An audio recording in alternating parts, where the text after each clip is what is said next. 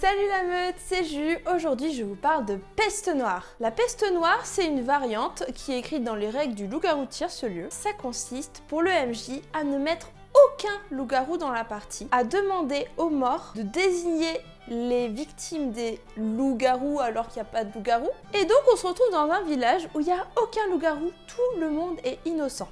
Comment les villageois font pour gagner? En fait, ils doivent accuser le maître du jeu d'avoir fait une peste noire. Par contre, s'ils se déciment jusqu'au dernier villageois, ils perdent. En général, quand un MJ fait une peste noire, il va venir dire à ses joueurs, bon aujourd'hui, là on fait une partie, mais je vais pas vous donner la compo. Et les villageois, du coup, déjà vont avoir la puce à l'oreille s'ils connaissent un peu le truc. Ah ouais, tout d'un coup, le maître du jeu ne nous donne pas la compo, à moins qu'ils soient déjà habitués à ça. Ça leur met déjà une puce à l'oreille. En plus de ça, si on joue en Tiercelieu classique, on va voir les rôles des morts. Un villageois meurt, puis un villageois meurt, un villageois meurt, un villageois meurt. Au bout d'un moment, les joueurs captent et se disent mais en fait, mais il n'y a pas de loup-garou.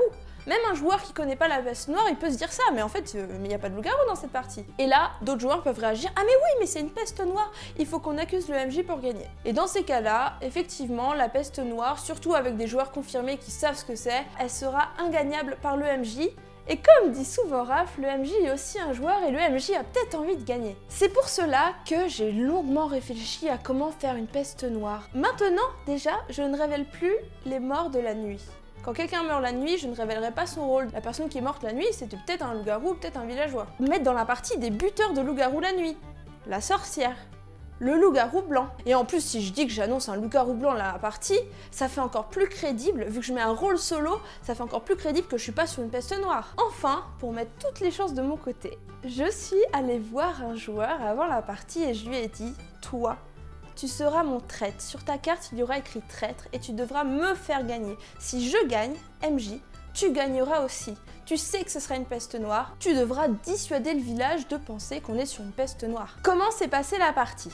Déjà, je suis arrivée au café comme d'habitude, j'ai croisé Polo et je lui ai dit « Toi, tu seras traître ». Il a adoré l'idée et j'avais déjà lui dans la poche. Oui, c'est hyper sadique. J'annonce aux joueurs qu'on va faire une petite partie et je vais mettre un rôle secret. On n'était pas beaucoup, j'annonce que dans la compo, il y aurait 2 loups-garous, une sorcière, une voyante, un chasseur et des simples villageois. La partie commence, il y a un premier mort la journée et c'est super amusant de voir les villageois qui pensent qu'il y a des loups-garous. Ah ouais, toi, vu ton comportement, je pense que t'es loup-garou alors qu'il n'y a aucun loup-garou. Première nuit, le mort, je lui explique la situation et je lui dis de choisir la victime des loups-garous. Deuxième nuit.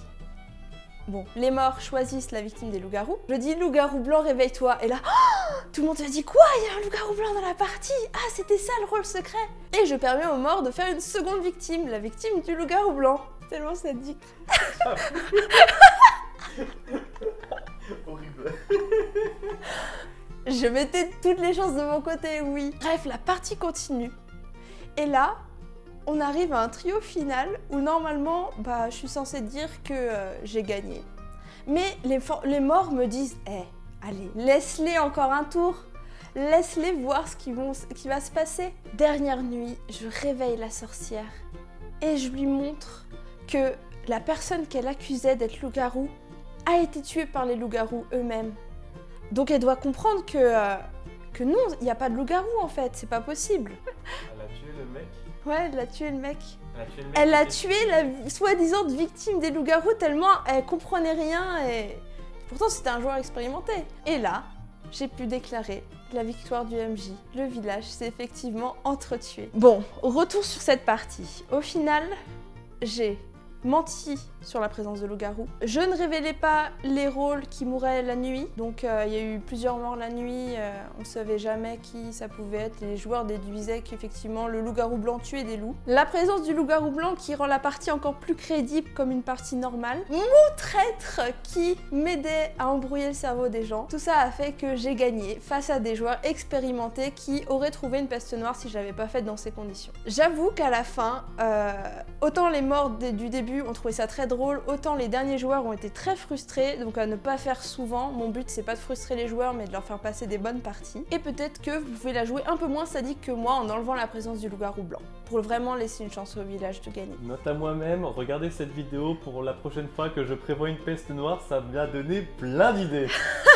Alors, je suis très fière de moi, mais c'était vraiment méchant, je l'avoue. Allez, j'ai fini pour aujourd'hui. N'hésitez pas à partager cette vidéo en scred à votre meilleur MJ et le village s'endort.